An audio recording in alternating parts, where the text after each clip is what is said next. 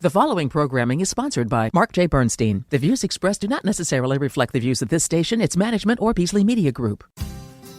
Entrepreneur, founder, author, and financial advisor, Marc Bernstein helps high-performing business owners turn their visions into reality. At March Forward, Marc and his partners and associates think out of the box to partner with their clients in regards to their visions for their lives, their businesses, and their legacies. And through his innovative work with the Forward Focus Forums, Marc connects entrepreneurs to resources that help to fuel their success. Founders Forum is a radio show and podcast where entrepreneurs share their journeys, reveal the stories behind their successes, and the lessons they've learned. Join Marc and his guests for a mix of inspiration, valuable insights, and a bit of fun. Now let's dive in. There we are. We got some volume. So it's a lovely, not sunny day in Philadelphia, despite its reputation of being always sunny. And we are here, and it's a very pleasant day. And I have in the studio with me a friend of mine named Mark, and I will formally introduce him in a minute, as I always do. But we always start with a thought for the day. I'm going to switch it up on you. I just decided this because I'm going to be very transparent. I'm having a little nervousness going on today. And you and I happened to have a conversation about anxiety recently. So I'll just tell my story, and then I'll have you comment on it, and then we'll get into our real thought of the day. But I have this thing going on. We're settling on a house tomorrow. We're buying a house. We're selling a house. Not a big deal. I've done it many times in my life, commercial buildings, all kinds of stuff.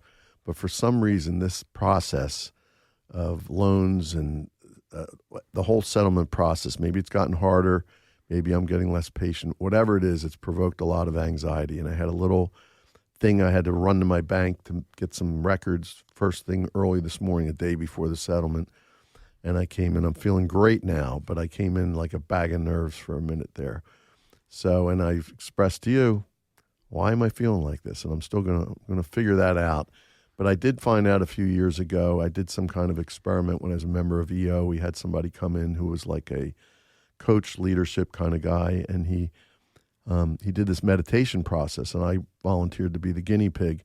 And he said, when you go in really deep and look inside, what do you see? And I was like, holy mackerel, I see anxiety, and I never really realized it. So I realized it's there, and since I've been recognizing it, it goes away pretty quickly now.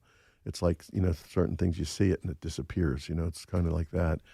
So you've never had anxiety? Oh, I've never had anxiety. We spoke about anxiety because I was sharing my anxiety that I'm going through. And actually, I think I called it fear. Yes. Is where I was at first. As you start to grow or change comes, and you're creating is what you're doing right now. You're creating a new home, a new establishment. And in creation, what it dawned on me, it was that I do have anxiety or I have fear, and that's what we were discussing. So I think it's natural, it's normal. The question is how do you work through it and create through it?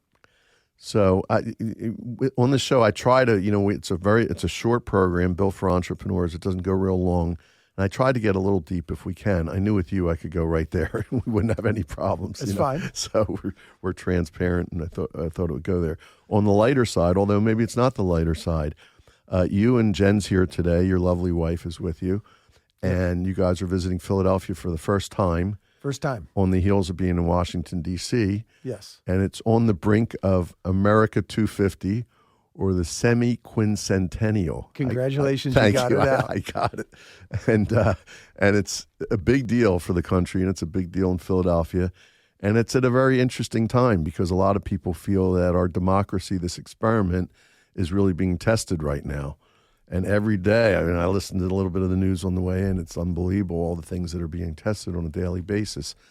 So what was your experience in Philadelphia? Because I know you saw a lot of the historical stuff, and what can you bring to the table around that? So I kind of went backwards because we started in D.C. because I was there for a NRHC, National Rental Home Council Leadership Summit that we were doing, and we were meeting with Congress. And D.C., by the way, was the third, I think, capital of the United States. Yeah, well, so Philly was the first. Correct. So we walked it, and the size and just the magnitude of what it is was overwhelming to an extent.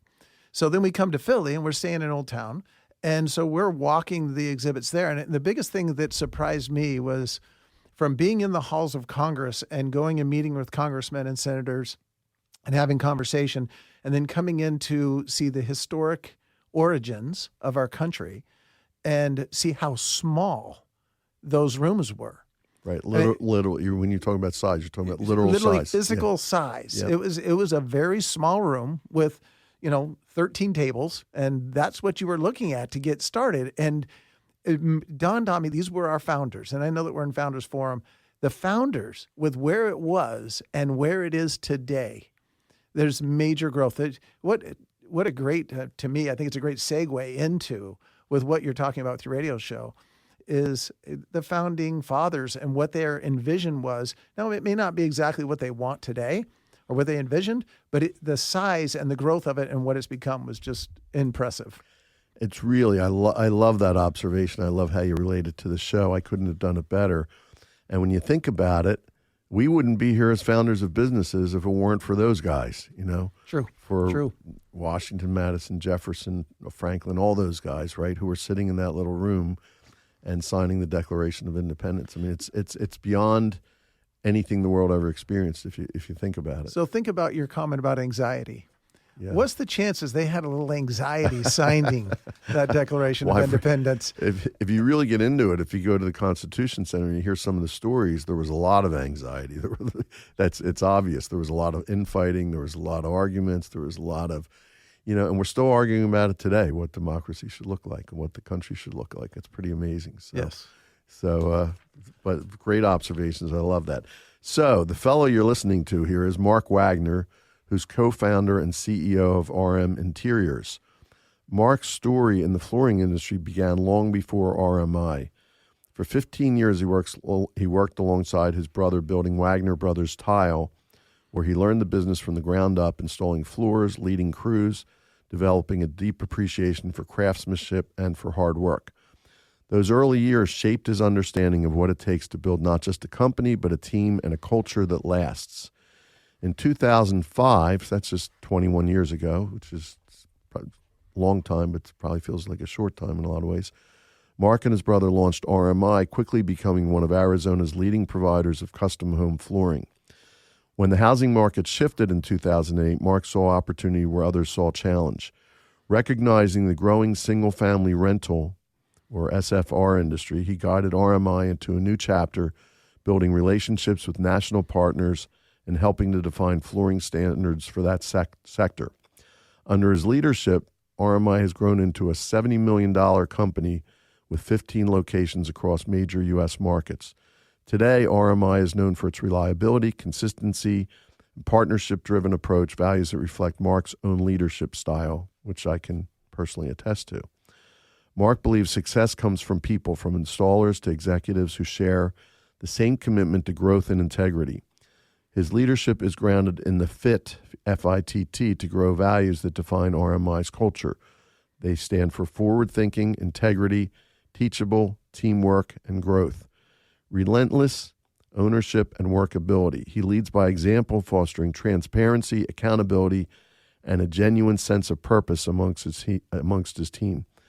For Mark, building RMI has never been just about business growth. It's about building people, relationships, and a company that others are proud to be part of. It's quite a resume, quite an accomplishment. So I always like to say, let's start out with your humble beginnings. Humble beginnings. Yeah. Okay. Because I know you weren't handed a silver spoon. I know that for sure. No, my brother and I, I was fortunate enough to be actually a halfway decent athlete. So played a little college ball. And then when I realized I wasn't going to be able to keep going, I had to pay for school. I was working with my brother. He had gotten a job installing carpet and vinyl. And so he had me go with him one day, said, hey, just come with us and work. And so I worked one day. I dreamt that night. I had dreams about carpet and vinyl. I thought, I am never doing that again. I had nightmares. But I went back. And as time went, I decided, hey, I was making more money doing installation than I would be if I finished a business degree. So I never finished my degree. We grew up basically Section 8 housing.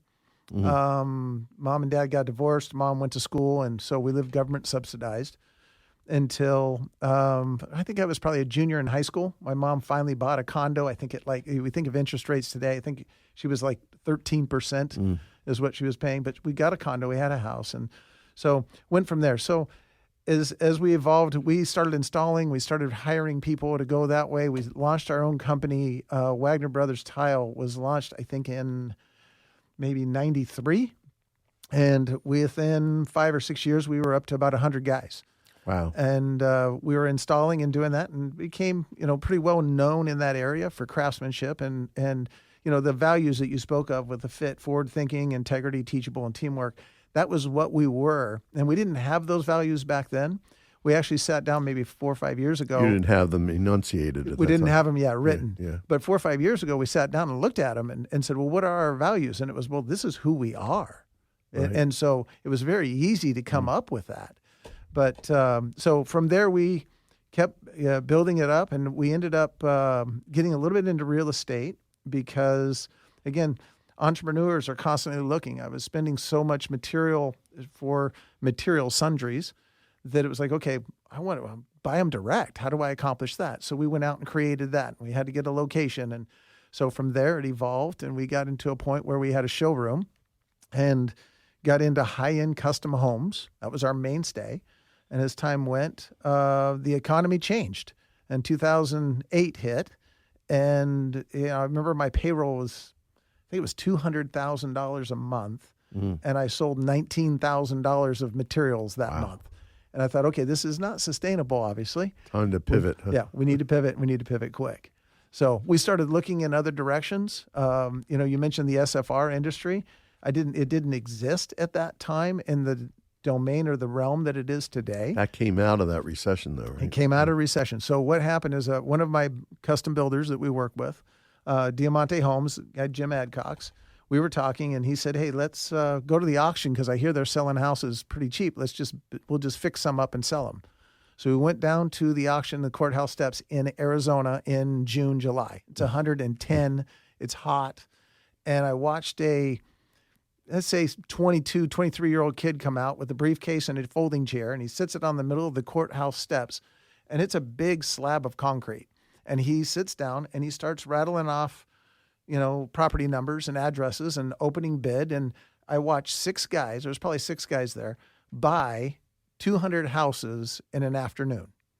And so as we were talking to them, we asked them, hey, how do we do this? And they said, well, here, we'll help you. And I think they wanted to get rid of us. So they helped us buy a house. They bought a house sight unseen at the time. Drove out to the house. It was trashed.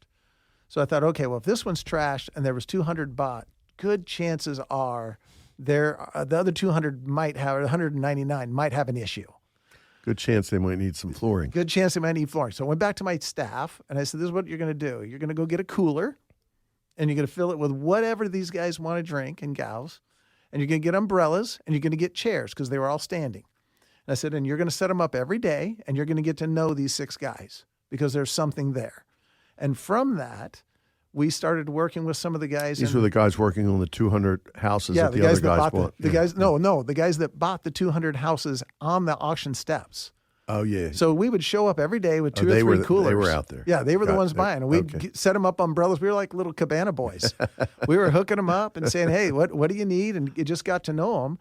And from that, on the backside of that, another company came in and started working with some of the guys there. And I remember having lunch with one of them, and they said, hey, can you do all of our work? We're going to get a lot of money. And I said, sure. And he goes, yeah. He mentioned the number, and it was in the billions. And I didn't click to what that was. But I was like, yeah, no problem. I got you. And about 2 weeks later, he says, okay, here's 300 houses. You need to go get them figured out. So I figured that out, got that done. And a couple weeks later, he says, hey, I just bought 300 houses in California. Can you do those? And I said, sure.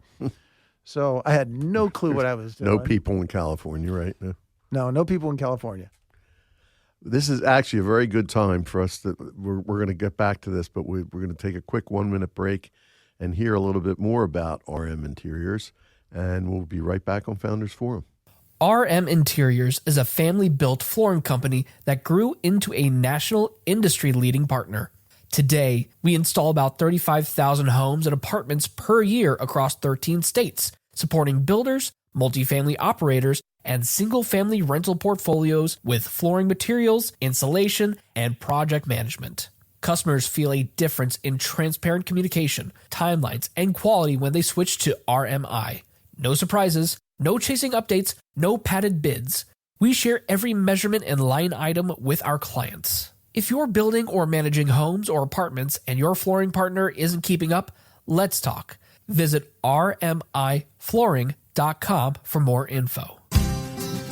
We are back on Founders Forum, and we're actually live on WWDB Radio in Philadelphia with my guest today, Mark Wagner. And so glad to have you here, Mark. We've talked about doing this for a long time. It's great to be here. It's good to be here. So we were just talking about California, how you just got all this business in California. It sounds like you hit upon a winning formula there. Well, luck and also creation. Right. So luckily caught up with the right people at the right time, and then we performed. Is creation taking advantage of luck when you see it, maybe? Yeah, I think it is. That's I like that. Yeah. But it's okay. Well, putting yourself out there and being in a position where I could have rolled over and folded and said, "Hey, yeah, it's just not working. We got to do something different." But the California thing. I was just Arizona, and they said, "Hey, we've got some work in California," and I jumped in my truck. I think I spent a week driving around California chasing carpet guys for installation to be able to set it up. Created a business there, set it up, and then it continued to do that across the country and all the markets that they went to. So how many locations do you have today? Currently, I think there's 17 locations, and we're Amazing. in 13 states. Quite a story. And how many employees today? About 110. Mm-hmm. And you've got a whole leadership team, I know. Yeah, we've got an executive team that goes from there and directors and built it out to kind of go from there. So my travel is stopped for the first, probably my wife might be able to attest this better. Jen may be able to, but my first 7 years, I was gone a lot. I was traveling. I was doing a lot because it's just what you had to do to go out and create it. So, we talk a lot about on the show. So you had some luck and some creation, and things started to kind of explode. And it was just an easy, smooth ride from that point. Oh, it was a piece of cake, Mark. It just started rolling in. No, actually, here's a kind of a cute, funny story. Yeah. If you grow too fast, you run out of cash. Number one reason why businesses fail is they grow too fast. Yep. So I'm growing, and which I always thought that was a funny statement. How can you fail if you're growing too fast? Well, you run out of cash. Right. And I had basically... I hawked the house. I hawked everything I could possibly hawk. Finance is a big part of successful to be business. able to get cash flow, to be able to keep growing. That's exactly right. So I got to a point where one of my largest clients, they owed me a couple $1 million. And it was just normal terms, but I knew payroll was coming, and I had used all the money and had gone from there. I mean, we went from $2 million in revenue to 40 in 2 years. Wow. So to stretch that cash out and to make everything go, I'm and working with everybody. your expenses went from, they went crazy. Yeah. Everything kind of continues to go from there. So I went to one of the guys that owned me, and I said, I will give you half of my company. I'll just sign it over to you if you just pay me today. Wow. Because I knew I wasn't going to be able to make it if it didn't go that way. And luckily, I worked with a couple banks. I found a small bank that would work with me, and within about a week and a half, they gave me a decent size line of credit that I was able to fund everything. I didn't have to give up half the company. But that's basically where I was. It was like, okay, we're moving. Let's keep going. How many years ago was that? Oh, that was probably 2014. Yeah, so not that long ago. Yeah, 10, 11 years ago. Yeah, amazing. So that was one challenge you had. What other kind? I'm sure you had people challenges along the way, as an example. Yeah, I think one of the biggest challenges I've had is my own personal growth. Mm. I joke with the largest amount of volume we've done. I've joked to say I know how to get to there, but I know how to get $1 over. Right. And so, how do I grow myself and personally change so that I can become the person that can take us to where we want to go, to where our vision is as a company to be able to move forward? So I'd say the biggest challenge is seeing within yourself and recognizing that, hey, I need to grow, I need to change. And if I'm not going to move, then no one else is going to move. So I need to make sure I make that move. Now with staff, there's a lot of staff you've got to look at to say, hey, do they want to grow? Do they want to continue to move? Matter of fact, our values, since that's been written, our values, we actually changed it to fit to grow. because we changed we like fit, but we wanted to add grow because the G stands for growth. And then the R is relentless. Again, these are attributes that I believe we've been as RMI for the last 20 years. So O is ownership, and the W is workability. And the workability is a combination of all of those values tied together. Because if you're workable, people know what to count on. They know what to expect. And that's what we're looking for in our staff and our team. Any specific steps you took to become a grower, a learner yourself? Seeking knowledge, reading books, coaching. I was, I used to think that who's going to teach me as a coach? And mentorship has become huge for me, and going to people to be able to coach. Well, you and I, in fact, met. We can tell in a course called Create Powerful. And in fact, Mark Bernstein has been was an early guest on the show probably 3 years ago. So for listeners, go back and listen to that episode if you're interested, because I know it's, I don't want to speak for you, but for me, it's been an amazing experience. Life-changing. Yeah. So we're here today. By the way, we only have about 7 minutes left on the show, believe it or not. And if you're looking forward, because I know you're a forward thinker, and this is 10 years from today, Mark. So we're now in 2036, and you're looking back on the last 10 years. What would have to happen for you to feel that you progressed and grew in the way that you would, with which you'd be satisfied over that 10-year period? So you and your company, of course. Okay. The 10-year vision, my vision to go from there. So I got a little context I need to give you to be able to tie it in. Sure. The context is this. I have a very good friend, very well off, and does well. And I asked him, why is he working so hard? And he said, my grandpa was just an amazing man. He was an absolutely amazing man. And I want my grandkids to say I'm an amazing man. And so I want to create to go from there. And I totally admired that. And I thought it was incredible. But as time went, I got thinking about it a little bit more with what inspires me and what's the vision. So this is my personal, not my company vision, but my personal vision is in 10 years that I have, I don't really want, with what my friend's comments were, I don't want my grandkids or my kids to think I'm an amazing man. What I want is my grandkids to think that their parents or my kids are amazing. I love that. So I have intentionally started taking time mentoring my children and mentoring other people that are within my office that want to go forward and be able to help them in any way I possibly can.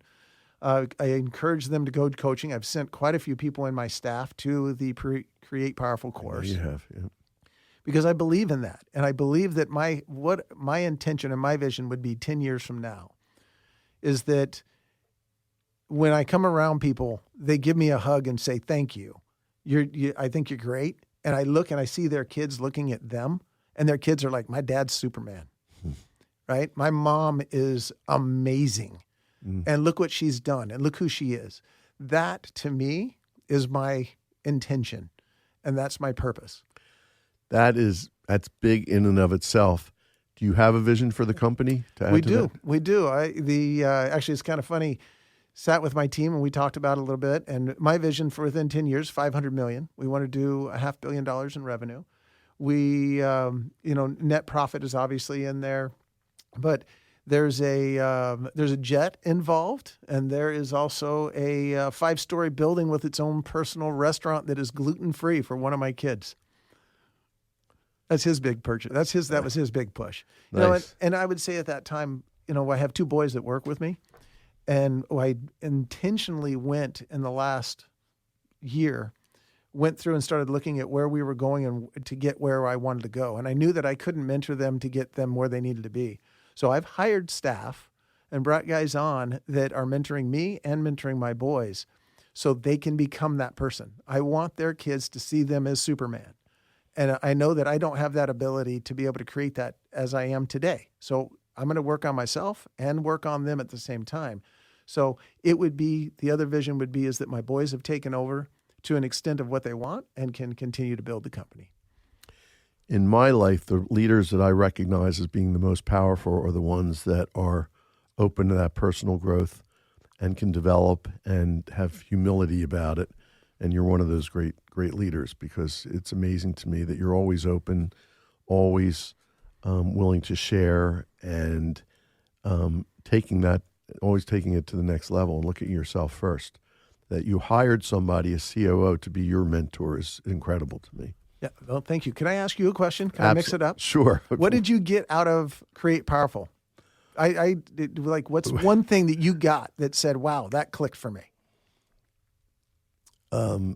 Being very thoughtful about language and its impact on your relationships with people. That's one of many things, but that's the first thing that occurs. Good. Okay. I like it. You like the answer? Yeah, I love it. Good. So let's talk about. So you're a reader. I know that you're a lifelong learner and a reader. What are some of your favorite books, or what are you reading now? My favorite book would be Outwitting the Devil. So have you read it? That is that's Napoleon Hill. Napoleon Hill. I was going to say I've not read. I've read all the other books except for that one. All the other books are awesome. Love them too. Yeah. This one, it talks about how do you think, what makes you think, and what goes that way. And I reference it constantly and recommend it. That's great. To almost everybody I talk to. Thank you, because that's a reminder to me. It's on my list, and I completely forgot about it. It's a great one. I know it's a great one because all Napoleon Hill books are great. And that, by the way, that's, not many people today know about Napoleon Hill, but you should all check out Think and Grow Rich and The Laws of Success. And those are amazing books which hold as much water today as they ever did. They were really prescient, Yeah.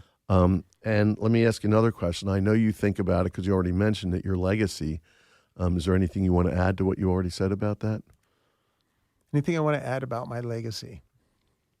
I think I've summed it up, Mark. Am I missing something? No, I think you have. It's a question that you wrote down to be asked, but you kind of already did answer. Yeah, I kind of dove into it. I will answer a question you asked. What I'm reading now is Traction. Yes. So, which is from the EOS standards. So explain to what you've gotten. You and I have talked about it, but for our listeners, because it's another great book, as Gino Wickman, and who was a product of the Strategic Coach, which I talk a lot about on the show. You have 30 seconds to talk about what you like about Traction. It brings accountability. And I've found myself being sloppy in accountability with my team. So if I was going to sum it up in 30 seconds, it would be, we need accountability. And you got to have a direction, or else you just flounder in the minutia of everyday emails. And accountability is what Traction and what EOS brings. So I know you've had another guest speak of it in the past. Several, I think, yeah. But Mark Wagner, thanks so much for being here. This is a long time coming, and for me, it was worth the wait. So glad you could be here today. Thank you, Mark. Thank you all for listening, and we'll see you next week on Founders Forum.